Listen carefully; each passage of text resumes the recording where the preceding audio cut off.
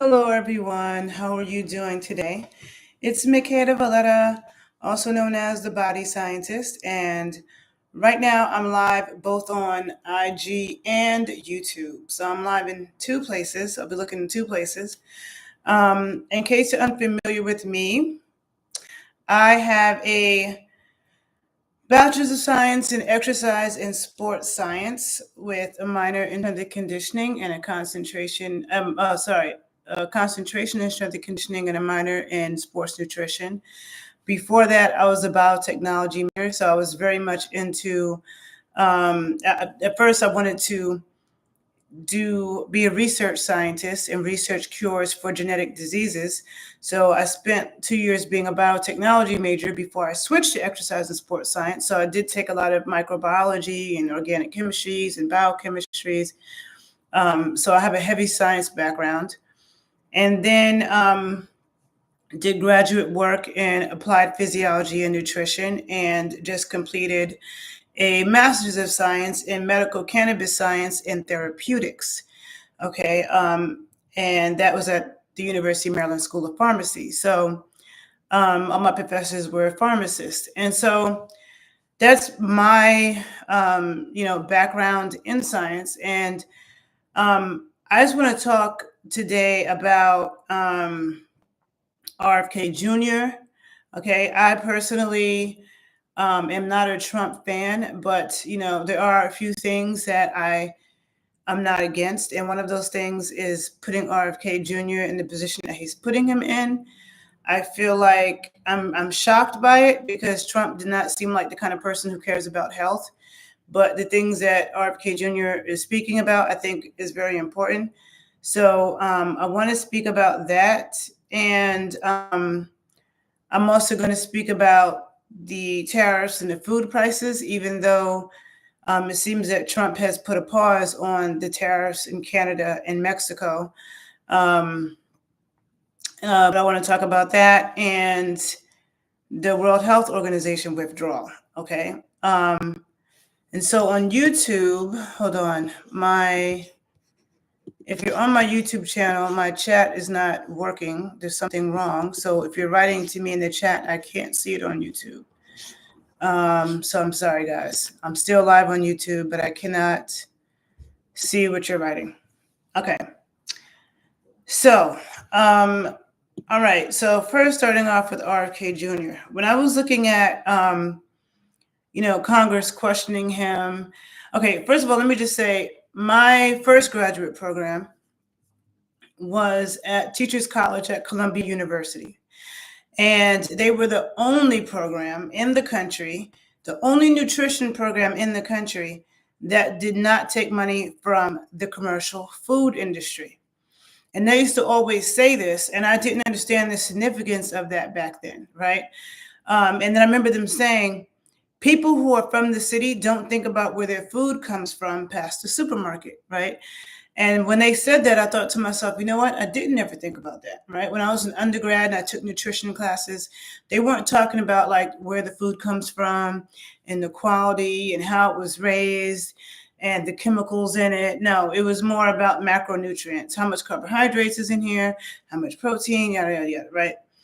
And so I had never thought about that. And so this particular graduate program, because they didn't take money from the food industry, they had us read a book called Food Politics. And it's a book that you can all check out.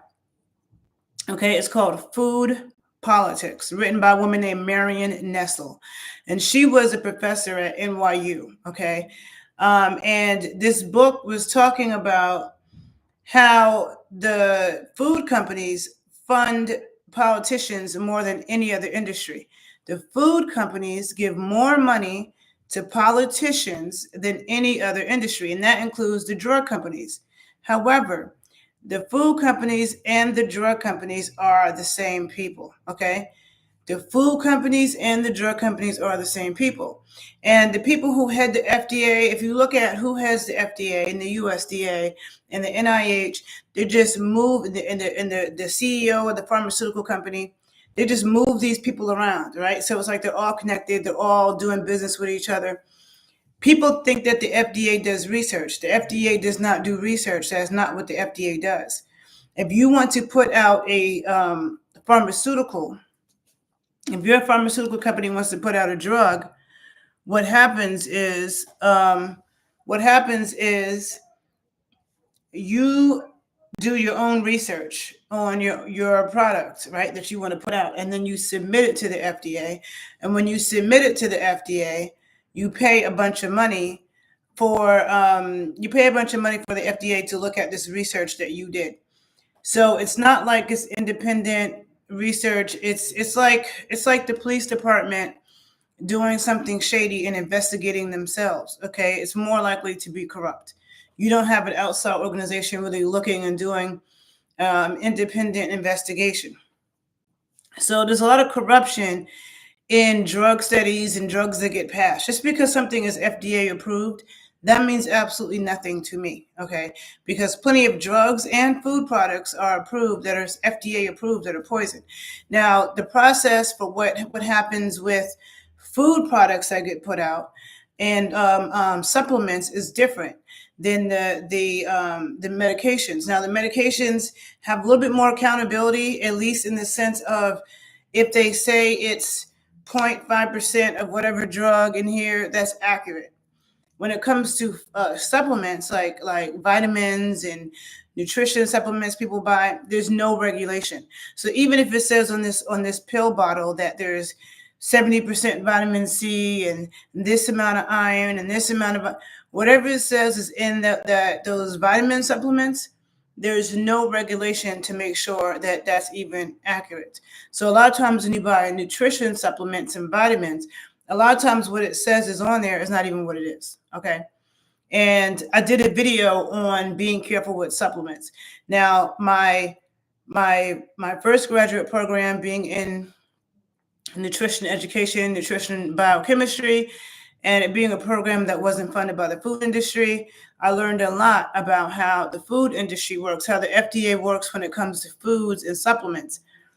As a graduate student at the University of Maryland School of Pharmacy my degree is in medical cannabis science, but we also had to learn a lot about the approval process for drugs and supplements, right? And so I learned a lot about, how it works on the drug side, and there's serious corruption on both sides. So for Robert F. Kennedy, he is the only one that, is talking about the issue with food ingredients. People have no idea, how much we're being poisoned. There's so many things that people are talking about now that I've known for over 20 years, okay? And people have no idea how many ingredients are in the food that are poisonous, how people might be trying to avoid MSG, but not knowing that MSG can be listed as several different things. Texturized protein is another word for MSG. What is it? Amino acids. I can't think. Hold on a minute. Let me look. There's so many different. Hold on. I'm going to look at this real quick. Sorry, you're going to hear me typing because I'm going blank with all the things, all the different, you'll be surprised. Okay.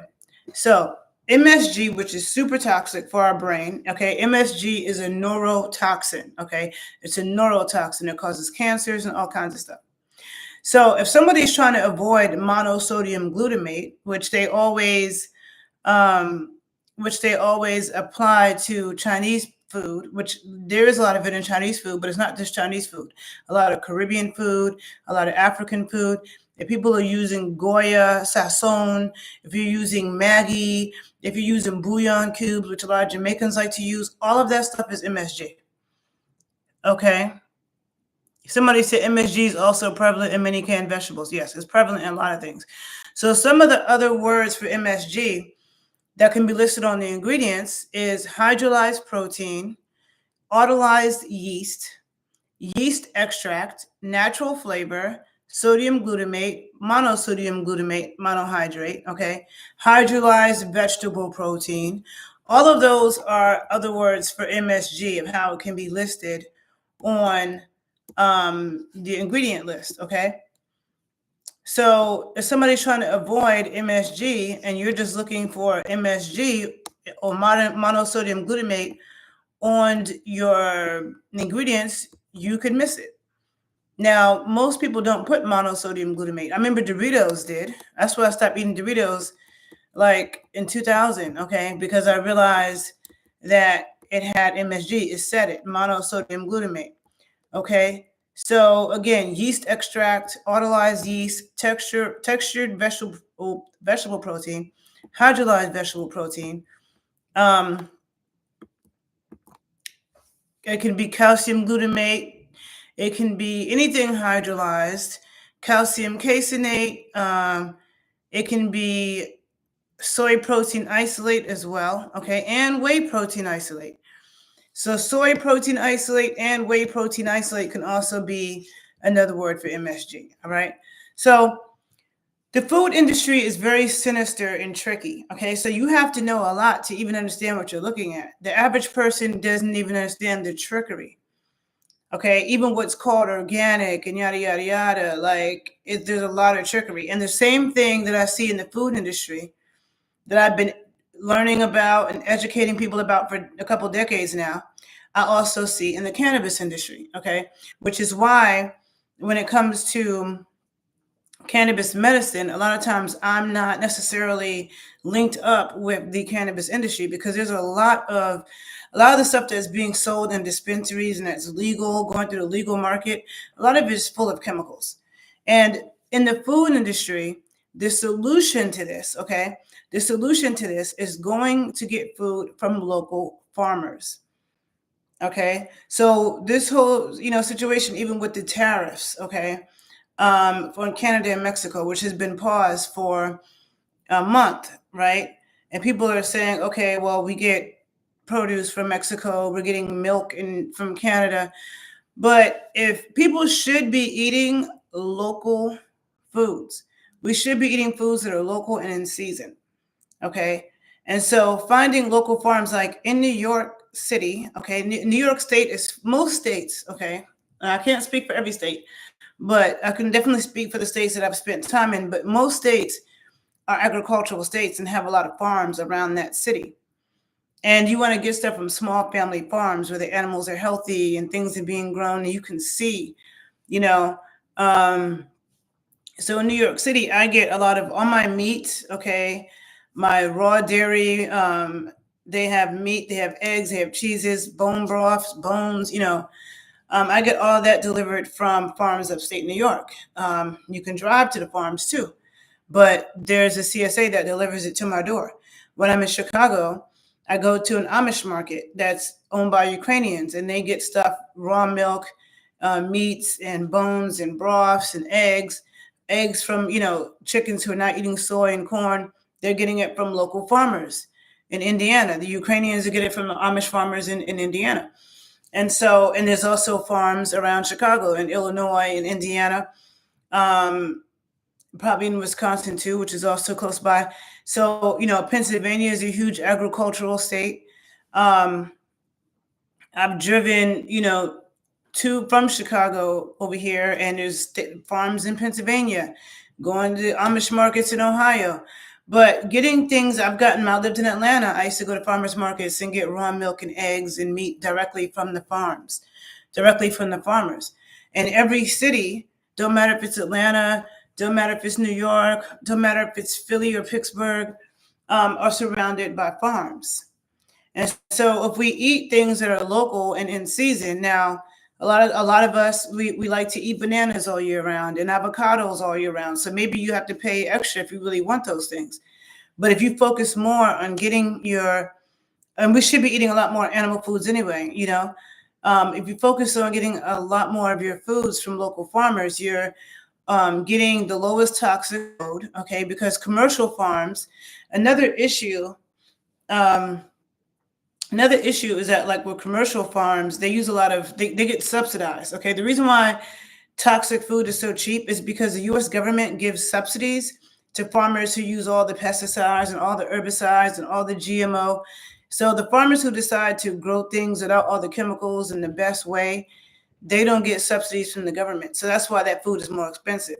That's why when you go to Whole Foods or you go to a farmer's market, it's more expensive than if you go food shopping at Walmart and you get the bottom of the barrel stuff in the commercial food industry, or just a basic supermarket where, you want to get things. Like, it makes no sense that in New York City, the apples, you go to the supermarket, the apples are coming from Washington State. Why? New York is the Big Apple. We grow all kinds of species of apples, strains of apples that you never could find in the supermarket that are great. So why is there excess of them in New York State? Why would we be getting apples from Washington State? There is bottled water that people drink that's coming from Fiji, coming from across the world. You're getting coconut water that's coming from Thailand. Coconut water is great, but coconut water and watermelon juice, both of those are two of the best drinks you can consume for hydration. And they have a similar profile of potassium, sodium, and carbohydrates, which is what you need to hydrate yourself. If you're in a state of dehydration, water won't help you. But you want the coconut water and watermelon juice have the perfect balance of carbohydrates, sodium, and potassium. So in New York City, there's watermelon stands everywhere. When I'm walking through Harlem in the summer and it's hot, watermelon juice, people selling watermelon juice. Coconut water is cool, but then I go to the store and I buy coconut water. It's coming from Thailand. Maybe if the coconut water came from Dominican Republic or somewhere in the Caribbean or somewhere in Central America that's closer, it's still traveling a distance. It's still not really that local, but it's better than coming from Thailand. So we have all this food that's coming from halfway across the world. It's sustainable agriculture. That's my first graduate program made me aware of sustainable agriculture. So we want to support our local farmers because the commercial food industry, not only is it, if you're getting milk and meat, is coming from sick animals that are being fed whatever, all kinds of chemicals, injected with all types of stuff. Okay, so they're sickly. So the nutritional makeup of the meat, milk, and eggs of animals that were being fed crap, not getting any exercise, not getting any sunlight, is totally different than cows that are outside walking around in the sun eating grass. The chickens that are outside running around in the sun eating insects and bugs and grass or whatever else, right? Totally different nutritional makeup. Same thing is true for produce. The nutritional content and the medicinal content of plants has to do with the soil in which it was grown, the environment in which it was grown. That plays a role. It plays a role with plants and animals. So in order to get the most nutrient-dense food, that's actually going to, the purpose of eating is to eat stuff that tastes good. It makes us happy, but that's all because of nutrition, right? So you want to look at eating as a time that you can build yourself up, build up your immune system, build up your health so that your body doesn't fall apart as you age. You know what I'm saying?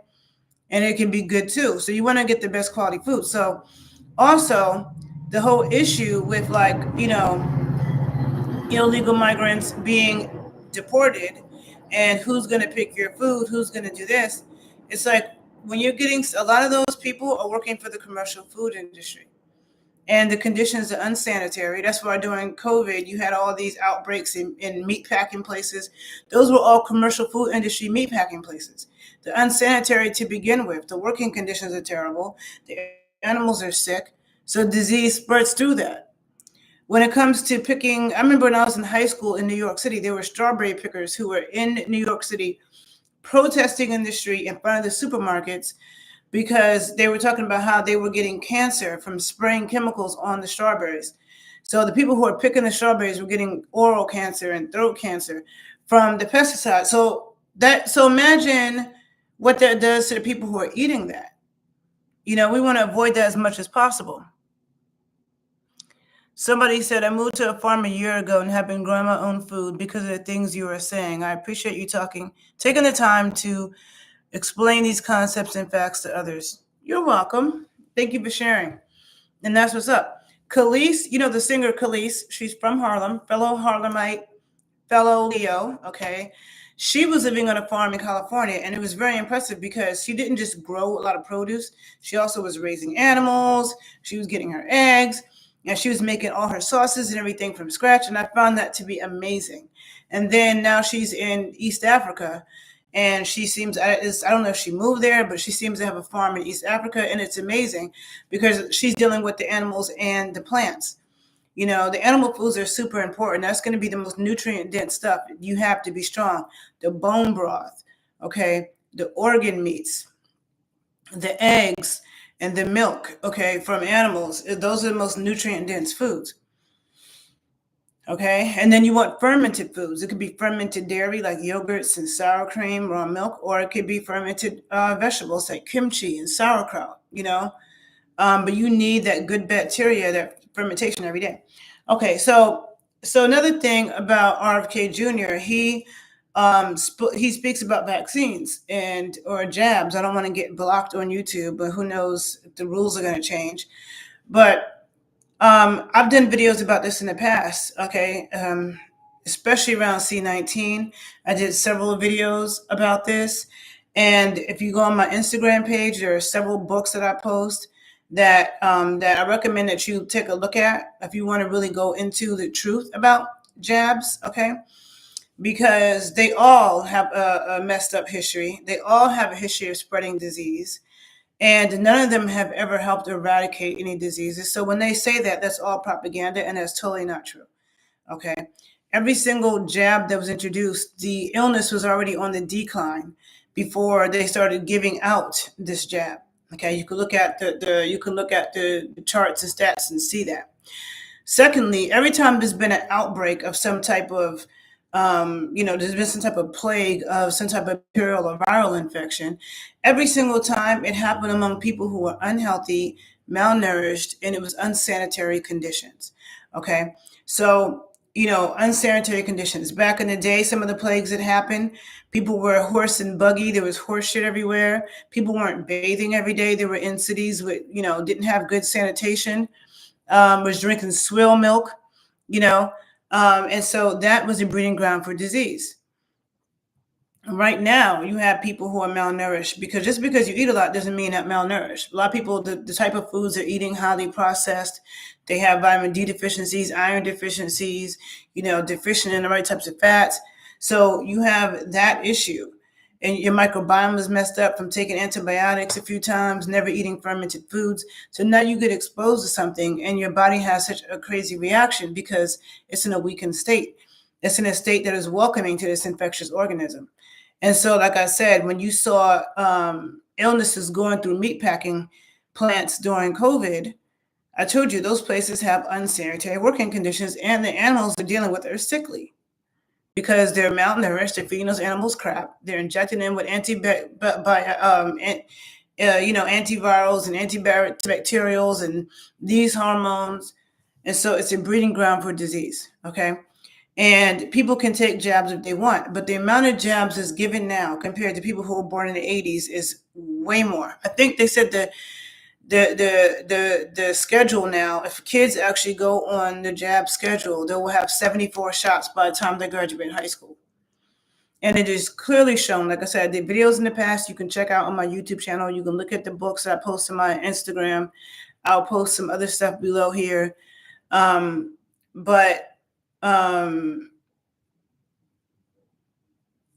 Jabs they mess up your immune system and can lead to autoimmune issues. And autoimmune issues are on the rise.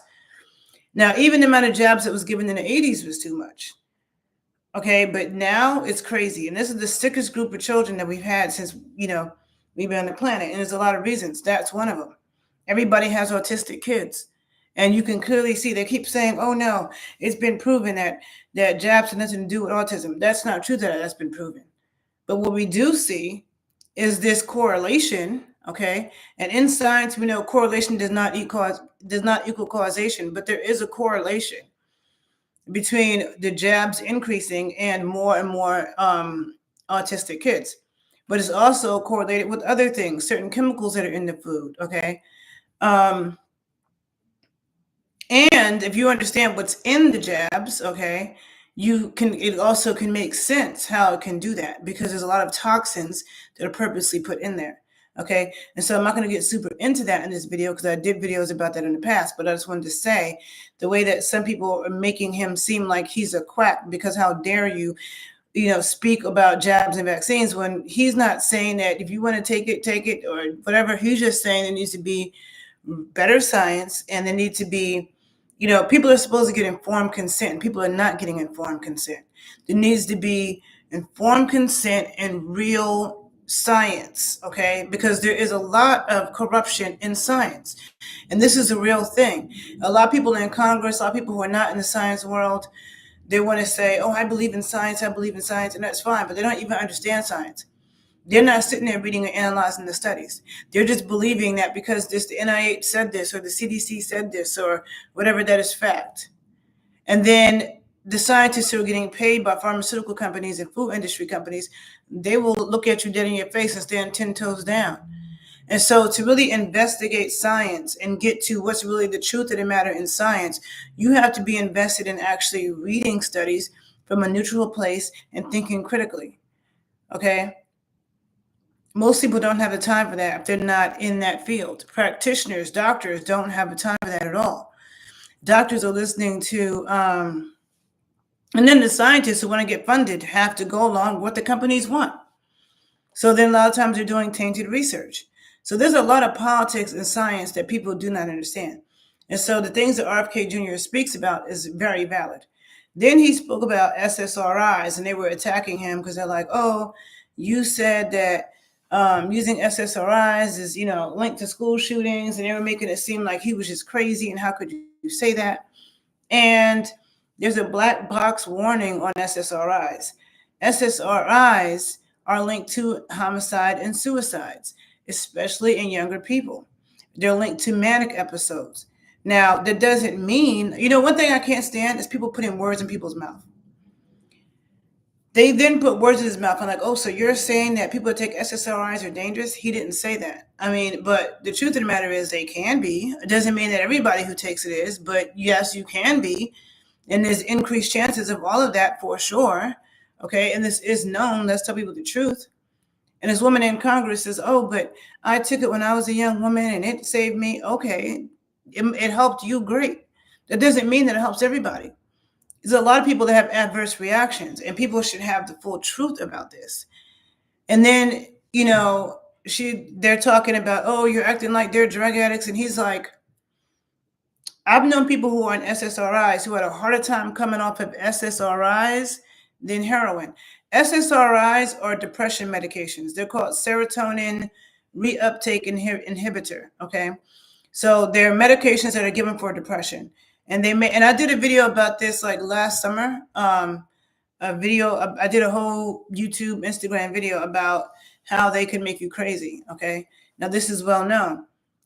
You've been seeing a lot of homicide, suicides in America, fathers killing the whole family, mothers killing the family, especially with fathers, but you see it with mothers too. And I'm wondering sometimes these people on antidepressant medications, because they are known to make you homicidal and suicidal, and they are highly addictive. Highly addictive. They can cause brain damage. On my YouTube channel, I will post a video below from a psychiatrist who has a channel talking about how SSRIs damage the brain. And he made a reaction video talking about RFK Jr. and what he was saying about SSRIs and going through and showing how everything that he was saying was true. But Congress was coming at him crazy. And I knew that. I know it's true because I'm into the science and I actually read it and I understand science. A lot of people don't understand. And the things that you're being told, the opposite is true. Somebody said, I definitely agree. My mom was put on meds when she was incarcerated and haven't been the same since. Yeah, it can cause brain damage. SSRIs can cause brain damage. But you know what's better than that is cannabis, okay? I should do a video on cannabis and mental health because there's a lot of things that cannabis can do for people that have traumatic brain injury, depression, and also psilocybin mushrooms, okay? There are other things that also can help repair, brain issues and personality issues and help deal with depression. I would never take SSRIs, okay? So that's what I wanted to say about RFK Jr., okay? I am for him, and that's that. So somebody again, SSRIs, I said they are antidepressant medications, serotonin reuptake inhibitors, SSRIs. And if you're on my YouTube, I will post some videos below, the videos that I have done and that others have done, and I will talk about those alternatives. Okay, I won't in this video. I'll do a video soon, but I did do a video about mushrooms and psilocybin, and talking about the comparing it with cannabis. I did do a video like that where I do talk about it a bit, but I'm actually going to do an interview with a medical doctor soon on here. And what was I gonna say? So I will do more conversations about that in the coming future. Okay. But for now, you can look at the things I've already done, but I'm going to do a specific conversation about SSRIs and the alternatives. There's an amazing doctor in New York, Dr. Henson, who I'm going to be interviewing very soon. Okay, so stay tuned for that. And be sure that you follow me on YouTube and Instagram. All right. The other thing I wanted to talk about was Donald Trump removing himself from the World Health Organization. I mean, not himself, sorry, removing the United States. And I just want to say that the World Health Organization, I feel like, is a terrible organization. Okay, people think that the CDC and let me tell you, first of all, I just want to say that I am not a Trump supporter, but I'm also not somebody who, there are things that he is doing that I am good with, okay with. And RFK Jr. is one of them. Okay.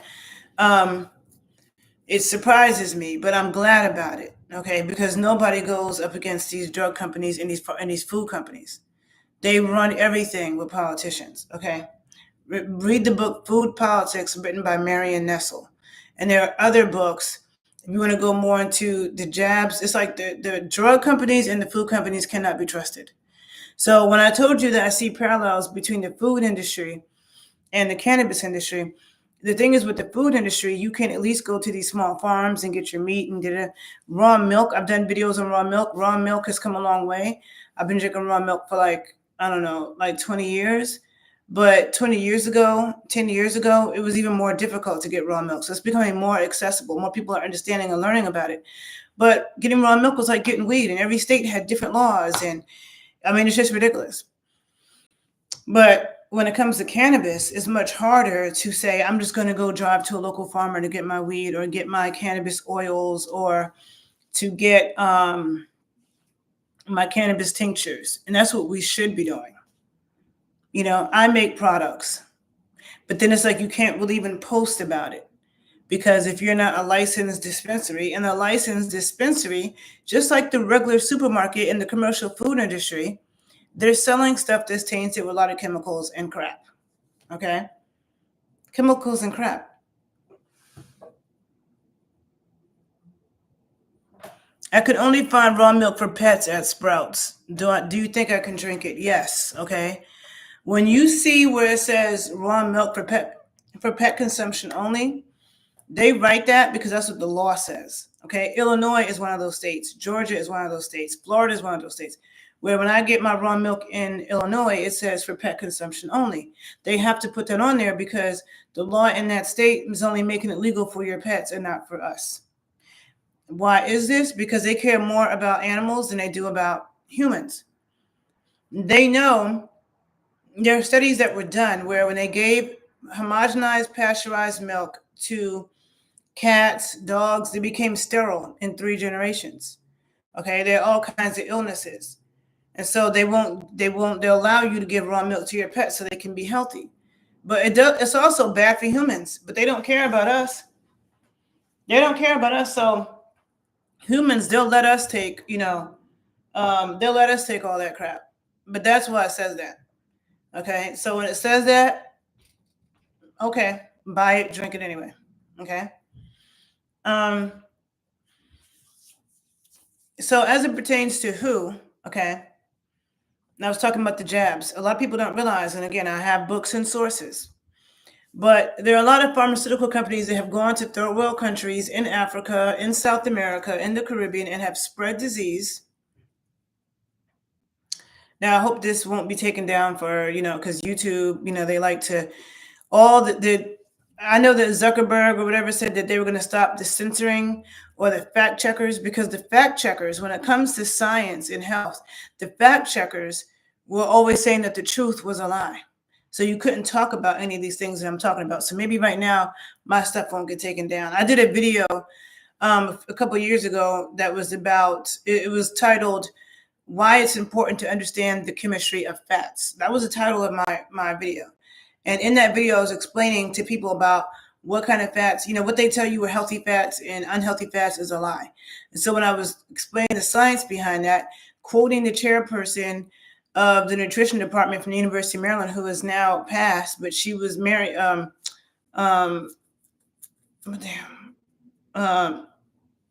Enig.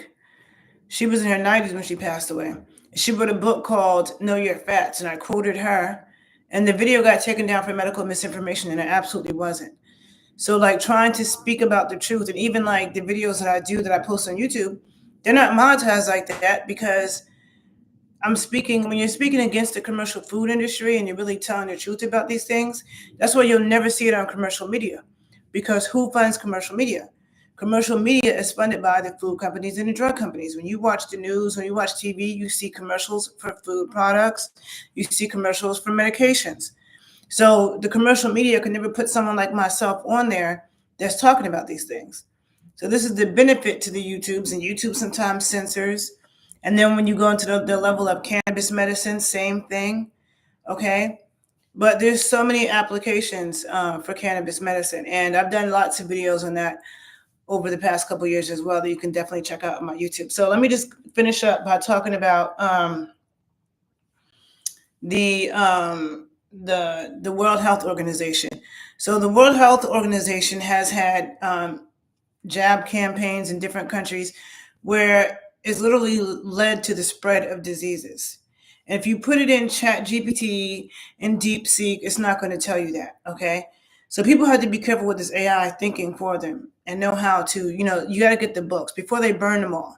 Before they get, the truth is in the books, okay? It's not an AI, it's in the books, okay? In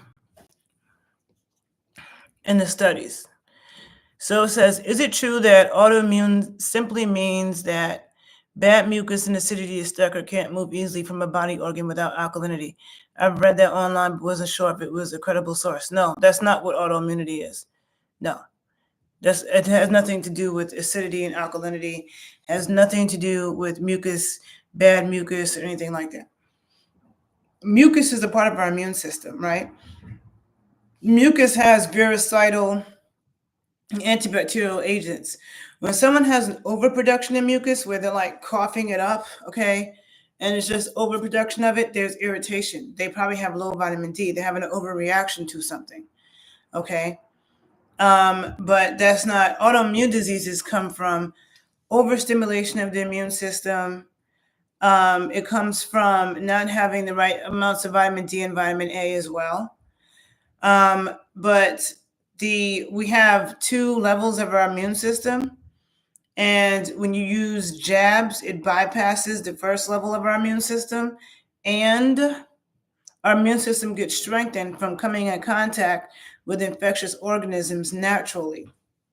When you do it unnaturally through using jabs, it bypasses one layer of the immune system, overactivates the second layer of the immune system, and causes issues with how the immune system is operating. To give the most general explanation, I have videos where I talk about that more in depth for like an hour.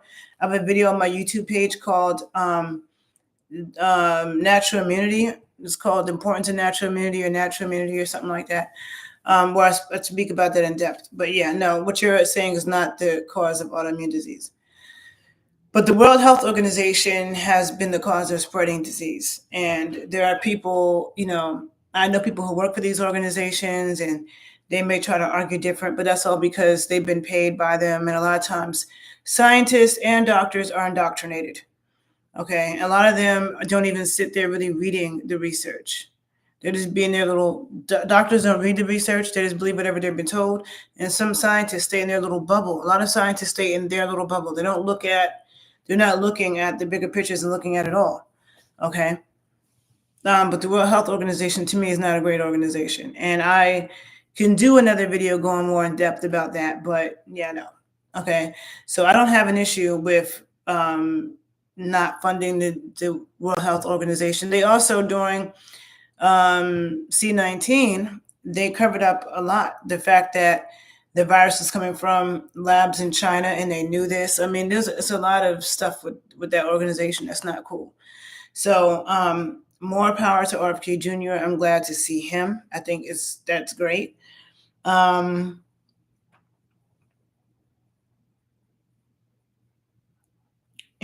I talked about the food prices and getting stuff from local farms, how important that is. And I spoke about who. So I spoke about things I'm going to speak about in this video. I have more videos coming up soon, so stay tuned. On my Instagram subscriptions, I'm going to start doing Ask Me Anything. Okay, so I'll start doing lives where you guys can ask me some health questions. Get your questions ready. First, I'll just start off doing this live for everybody, but it'll be saved to my subscriptions, so you won't be able to go back and access it unless you're in my subscriptions. And then for the people then I'll start doing it just for people in my subscriptions. Okay. So if you have questions, health questions, it could be about supplements, medications, health problems, goals, whatever. Get your questions ready, and I will talk to you guys soon. I have interviews coming up, all of that. Okay. So thanks for listening. If you learned something from this video, please share the video. Please like the video. Pass it on to people who you think it could help. If you're on Instagram, follow me on YouTube. If you're on YouTube, follow me on Instagram. Check out the videos that I post below on this YouTube. And on Instagram, check out the books and stuff that I'm posting. Okay. So anyhow, I hope you all have a good day. Take care, and I will see you soon. Talk to you guys soon. Okay. Bye.